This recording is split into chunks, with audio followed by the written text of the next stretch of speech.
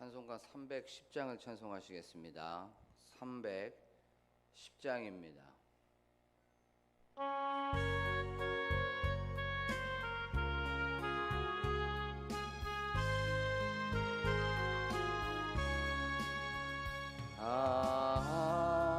하나님의 은혜로 있을 데 없는 자 왜 구속하여 주는지 난 알 수 없도다. 내가 믿고 또 의지함은 내 모든 형편 아시는 주님 늘 보호해 주실 것을 나는 확실히 아네. 왜 내게 굳센 믿음과 또 복음 주셔서 내 맘이 항상 편한지 난 알 수 없도다.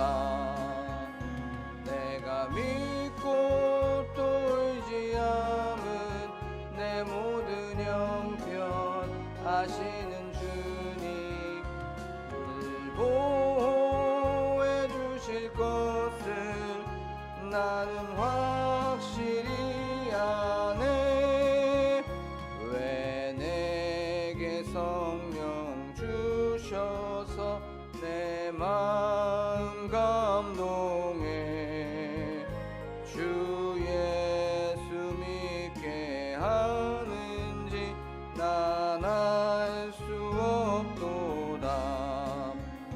내가 믿고 또 의지함은 내 모든 형편 아시는 주님 늘 보호해 주실 것은 나는 확실히 아네. 주 언제 강림하실지 혹밤에 혹낮에 또 주님 만날 그곳도 난 알 수 없도다. 내가 믿고 또 의지함은 내 모든 형편 아시는 주님 늘 보호해 주실 것을 나는 확실히 아네.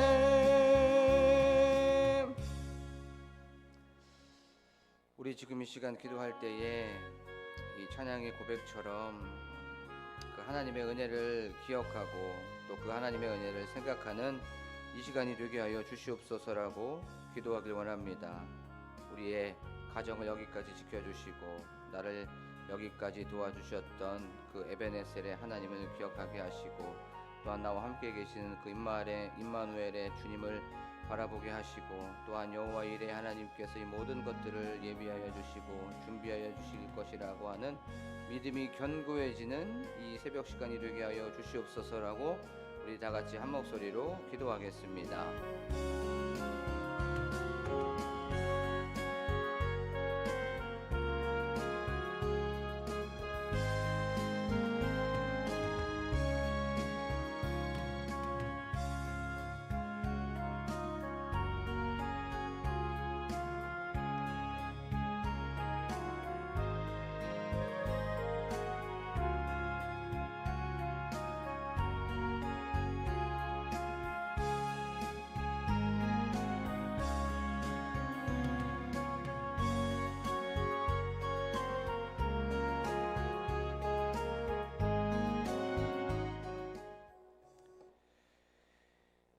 우리의 생사화복을 주장하시고 우리의 필요한 것, 우리의 쓸 것, 우리에게 있어야 될 것을 하나님께서 가장 좋은 것으로, 가장 맞는 것으로 공급하여 주시는 하나님 아버지, 지금 이 시간 하나님의 은혜를 다시 한번 기억하게 하여 주심에 감사를 드립니다. 여기까지 우리를 보호하여 주시고 도와주신 것 하나님의 은혜라는 것을 기억하면서 나아가오니 하나님, 저희들에게 한량 없는 은혜를 더욱더 베풀어 주시옵소서. 우리를 떠나지 마시고 나를 버리지 마시고 나를 포기하지 아니하시는 그 주님을 늘 바라보고 항상 주님과 동행하는 저희들이 될 수 있도록 도와 주시옵소서. 하나님, 저희들이 이제 말씀을 듣습니다. 이 말씀 속에 거하시는 주님, 저희에게 생명을 허락하여 주시고 다시 한번 그 말씀을 통하여서 우리가 어떻게 살아가야 되고 그 주님을 기억해야 되는지를 경험하는 이 귀하고 복된 시간 되게 하여 주심을 믿습니다.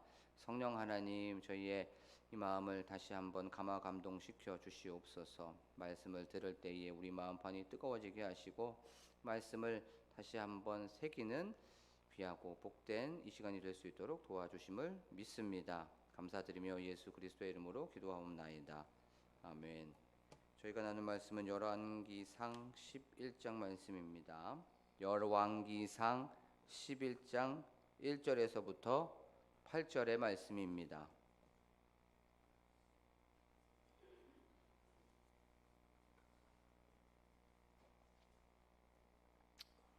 구약성경 531쪽에 있습니다.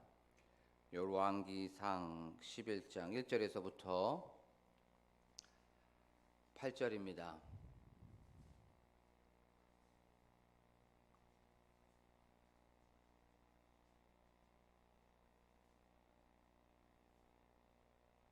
제가 읽겠습니다. 솔로몬 왕이 바로의 딸 외에 이방의 많은 여인을 사랑하였으니 곧 모압과 암몬과 에돔과 시돈과 헷 여인이라. 여호와께서 일찍이 이 여러 백성에 대하여 이스라엘 자손에게 말씀하시기를 너희는 그들과 서로 통혼하지 말며 그들도 너희와 서로 통혼하게 하지 말라. 그들이 반드시 너희의 마음을 돌려 그들의 신들을 따르게 하리라 하셨으나 솔로몬이 그들을 사랑하였더라. 왕은 후궁이 700명이요 첩이 300명이라. 그의 여인들이 왕의 마음을 돌아서게 하였더라. 솔로몬의 나이가 많을 때에 그의 여인들이 그의 마음을 돌려 다른 신들을 따르게 하였으므로 왕의 마음이 그의 아버지 다윗의 마음과 같지 아니하여 그의 하나님 여호와 앞에 온전하지 못하였으니 이는 시돈 사람의 여신 아스다롯을 따르고 암몬 사람의 가증한 밀검을 따름이라. 솔로몬이 여호와의 눈 앞에서 악을 행하여 그의 아버지 다윗이 여호와를 온전히 따름같이 따르지 아니하고 모압의 가증한 그모스를 위하여 예루살렘 앞 산에 산당을 지었고 또 암몬 자손의 가증한 몰록을 위하여 그와 같이 하였으며 그가 또 그의 이방 여인들을 위하여 다 그와 같이 한지라. 그들이 자기의 신들에게 분향하며 제사하였더라. 아멘. 할렐루야.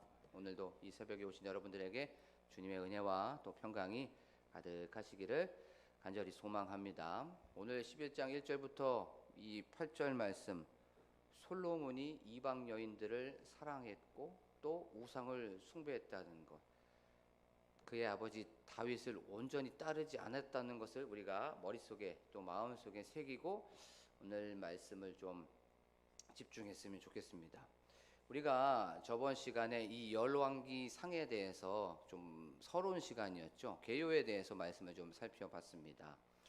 이 열왕기 상의 저자는 아무도 모른다고 우리가 말씀을 좀 살펴봤죠. 그는 바벨론 포로기를 살고 있었던 상황이었습니다.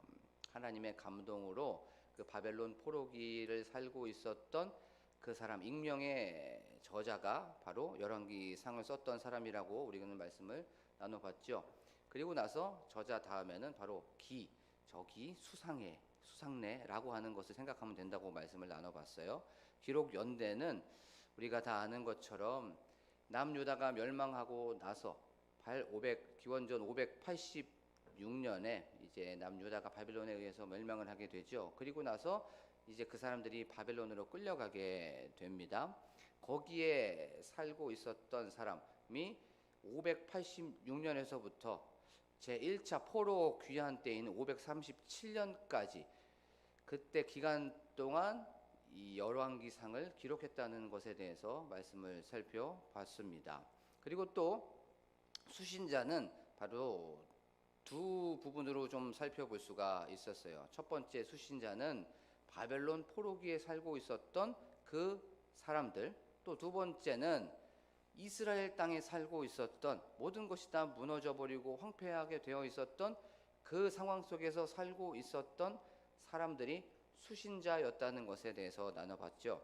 그리고 또 그럼 수신자의 상황이 어떻습니까? 바벨론의 포로 그 길을 살고 있었던 사람은 자유도 사라져 버렸습니다. 모든 억압, 또 핍박, 박해, 이런 것들을 받고 있는 상황이었고, 이스라엘 땅에 살고 있었던 사람은 어땠습니까? 지금 담임 목사님을 통하여서 느헤미야를 살펴보고 있죠.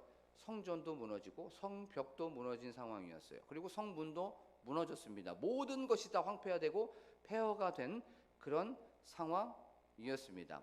그들이 왜 이렇게 되었습니까?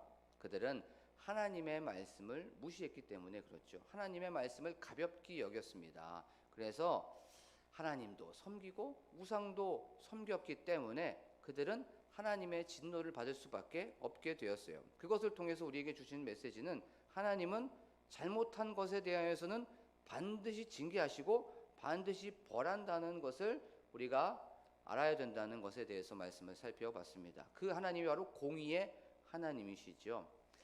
그래 그들은 이제 생각했을 겁니다. 왜 우리가 이렇게 되었지? 왜 우리가 이 바벨론 땅, 이방 땅에 와서 이렇게 자유도 잃어버리고 모든 것이 다 억압과 또 핍박과 박해를 이렇게 받게 되었을까? 또 이스라엘 백성들은 생각했을 거예요. 왜 모든 것이 다 무너지게 되었을까? 그래, 그들은 우리가 하나님을 무시했잖아. 하나님의 말씀을 무시하고 따르지 아니했잖아 라고 하면서 그들은 성찰했습니다. 그러면서 어떻게 합니까? 돌아오기 시작했죠. 그 진노의 목적은 진노, 화내고 혼내고 그런 것에 목적이 있는 것이 아니라 돌아오라고 하는, 또 회개하고 회복시키는 데 목적이 있다는 것에 대해서 우리가 저번 주에는 말씀을 좀 살펴봤습니다. 자, 오늘은 다시 한번 이 내용에 대해서, 저자, 기록연대, 수신자의 상황, 이제 요 내용에 대해서 한번 살펴보도록 하겠습니다. 이 열왕기상은 1장에서부터 22장까지 나오고 있죠. 이걸 크게 두 부분으로 나눌 수가 있어요. 1장부터 11장까지, 12장부터 22장까지의 그 부분으로 나눌 수가 있습니다. 1장에서는 다윗이 이제 나이가 들었을 때부터 시작을 하게 되죠. 그리고 22장 마지막에 되면 아합의 아들 아하시야 그 왕이 이제 아합을 따라갔다, 여호와의 마음에 들지 않았다는 것에 대해서 말씀을 하고 있다는 것을 우리가 살펴볼 수가 있습니다. 그리고 첫 번째 1장부터 11장은 대부분 한 사람에게 주목되어 있지요. 그 사람이 누구입니까? 솔로몬입니다. 솔로몬. 근데 1장부터 10장까지는 솔로몬의 어떤 업적, 좀 좋은 부분을 얘기해 주고 있어요. 하지만 11장은 솔로몬의 실수했다는 것에 대해서 오늘 말씀을 통해서 우리는 알 수가 있죠. 자, 1장부터 10장까지는 솔로몬이 하나님께 은혜를 받아서 왕이 됩니다. 하나님의 선택을 받아서 왕이 되죠. 그리고 나서 성전도 건축하게 되죠. 그리고 나서 솔로몬은 이제 하나님께 지혜를 받게 됩니다. 하나님, 제가 아이입니다. 저에게 듣는 마음을 허락하여 주시옵소서. 저는 재판도 하지 못합니다. 라고 하면서 하나님께 이렇게 구했더니 하나님께서 지혜도 주시고, 또 네가 구하지 아니한 부귀도 주고 또 영화도 주는 것을 우리가 알 수가 있어요. 우리가 이 말씀을 통해서 생각해 봐야 되는 건, 솔로몬이 뭐 이렇게 지혜가 많고 또 재산도 많이 있고 그리고 은을 한찮게 여겼다는 그 말씀 우리가 알 수 있습니다. 굉장히 부했다는 것을 알 수가 있어요. 근데 그건 솔로몬이 잘해서 그런 것이 아니지요. 이 모든 것들은 하나님의 은혜인 줄로 믿습니다.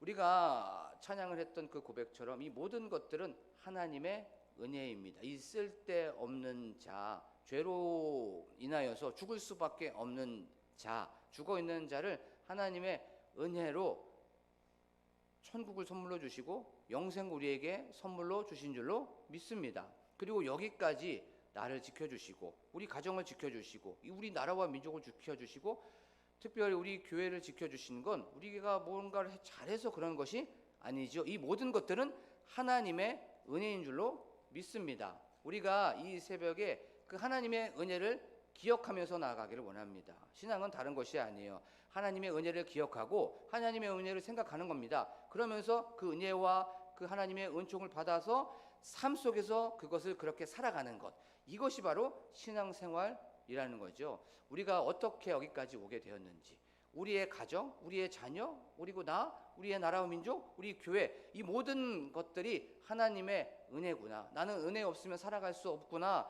라는 것을 기억하면서 나아가는 이 새벽 시간이 되기를 소망합니다.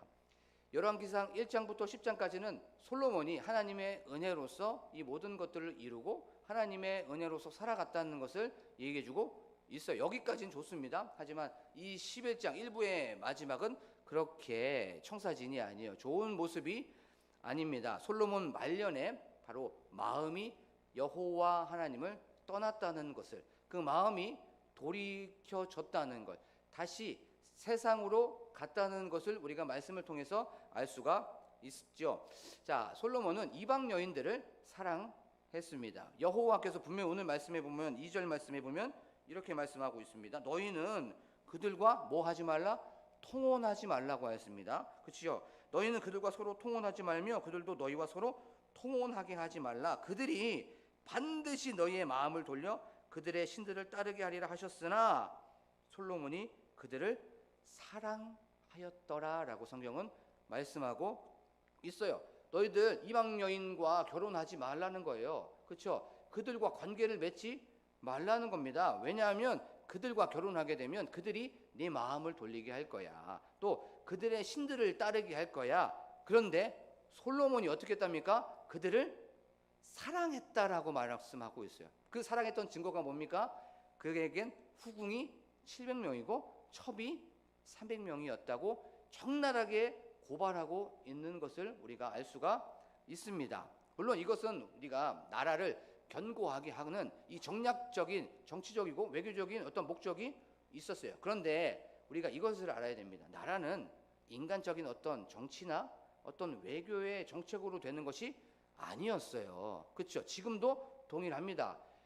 그건 하나님께서 나라를 견고하게 해주시고 하나님께서 나라를 조금 굳세게 해주시고 하나님께서 다스리시고 통치하여서 하나님께서 이끌어가여 주신다는 것이에요. 그런데 솔로몬은 이걸 놓치고 있었습니다. 이걸 잊어버리고 있었던 거예요. 지금 이 말씀을 우리의 삶 속에 적용하면 이 나라와 민족은 어떤 한 사람의 어떤 맨파워로 가는 것이 아닙니다. 리더의 어떤 리더십으로 가는 것이 아니에요. 이건 이 나라와 민족은 하나님께서 다스리시고 하나님께서 통치하시고 하나님께서 주권자가 되어 주셔서 이 나라와 민족을 이끌어가 주시는 줄로 믿습니다.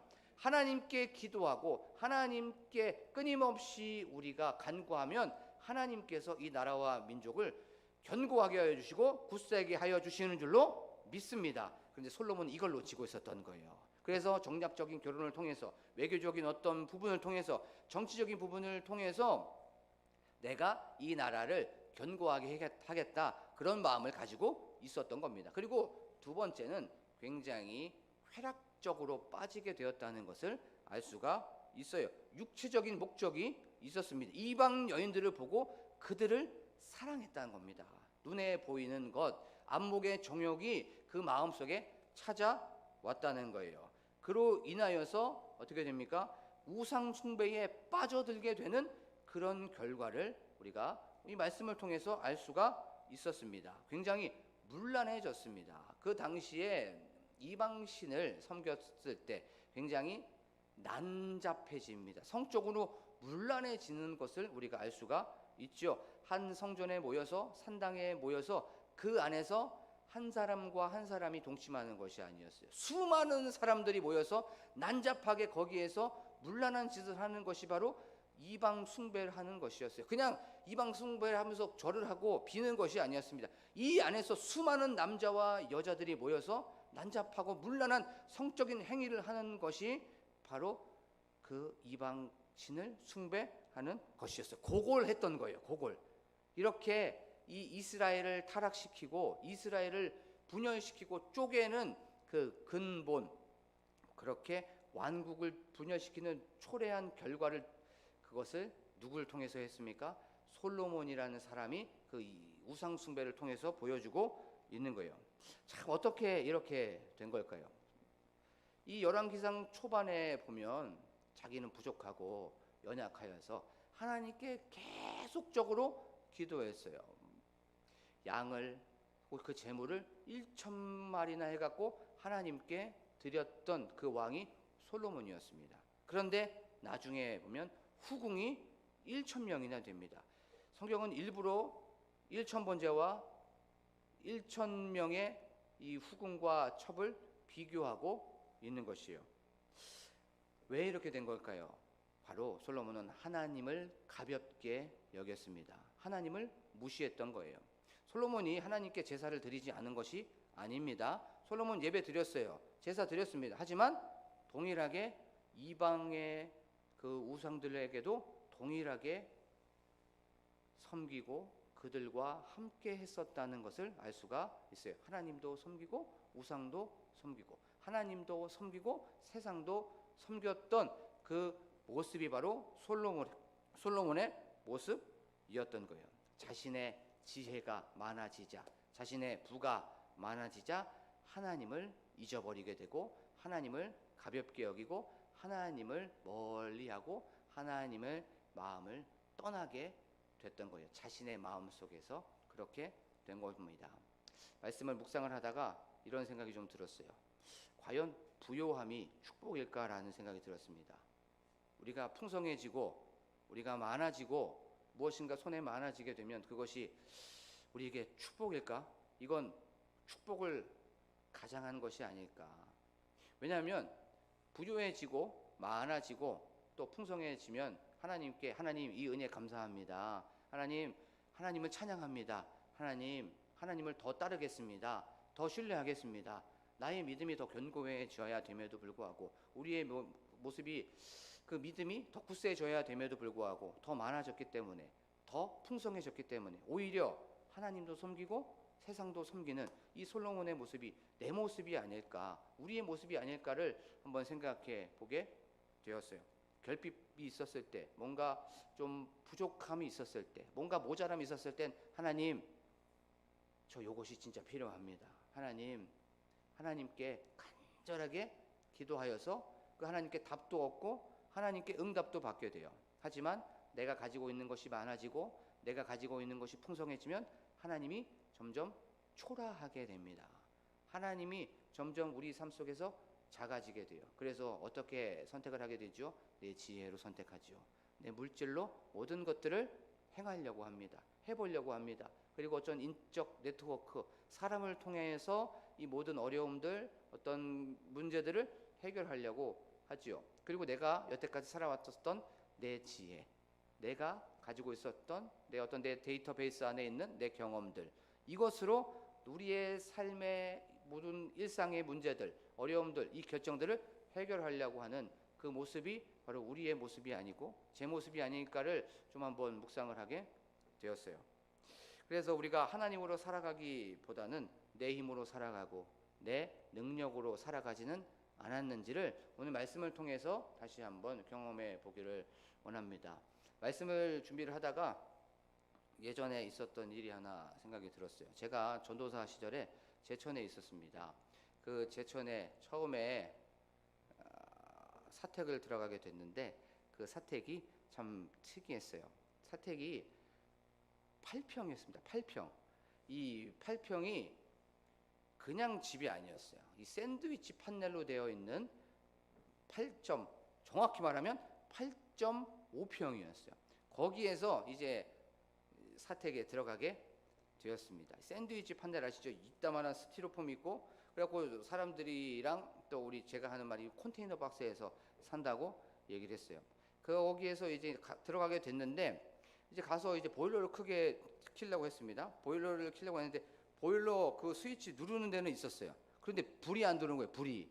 알고 보니까 이게 기름이 많이 들어가갖고 교회에 부채가 있었기 때문에 그 보일러를 끊어 놓은 거예요. 그러면 방을 따뜻하게 해야 되기 때문에 뭘로 따뜻하게 합니까? 그 식당에 있는 판넬 있죠. 판넬에서 그게 얼마 되지 않습니다. 판넬을 놔두게 된 거예요. 앉으면 따뜻해지는 그곳. 근데 그때가 1월이었습니다. 1월. 그 제천이 1월이라는 곳이 굉장히 춥습니다. 가서 이제 씻으려고 하는데 물이 안 나오는 거예요. 물이 얼은 거예요. 이게 수도관이. 그래가지고 야, 이거 3일 동안 교회 화장실에서 씻었어요. 아침에 새벽 기도 갈 때 교회 화장실에서 씻고 잘 때 교회 화장실에서 씻은 거예요. 그래서 이제 잠은 이제 판넬이 있으니까 누우면 이제 따뜻해지는 거죠. 근데 문제는 우풍이라는 게 있잖아요. 밑에는 따뜻한데 위에가 춥습니다. 그럼 그 위에를 어떻게 하느냐? 온열기 2대로 돌립니다. 온열기 2대로 그 8.9평을 온열기 2대로 돌리면 밑에 따뜻하고 위에는 이제 뜨거워지긴 해요. 근데 문제가 뭐냐면 건조해지는 거예요. 근데 건조해지게 되면 자 8.9평입니다. 판넬 돌리고 있고 온열기 2대가 딱 돌리고 있으면 전기는 다 쓰게 된 거예요. 거기에서 가습기를 틀 수가 없어요. 가습기를 트는 순간 거기에 이 두꺼비 집에서 전기가 뚝 떨어지는 거예요. 그럼 어떻게 하느냐? 가스레인지를 통해서 물을 끓이게 됩니다. 물을 끓여서 수증기를 막 발생을 하게 돼요. 수증기를 막 발생을 해서 그 공기를 조금 습도를 맞추게 됩니다. 근데 문제는 습도를 맞추다 보니까 각 구석 테레비 뒤, 장롱 뒤에 뭐가 생겨요? 곰팡이가 생기게 되는 거예요. 그런 속에서 살고 있었던 겁니다. 근데 문제가 하나 더 있었어요. 문제는 씻을 때입니다. 판넬 켜고 온열기 켜고 나서 문제는 보일러가 없잖아요. 보일러가 없으면 무슨 물로 샤워를 합니까?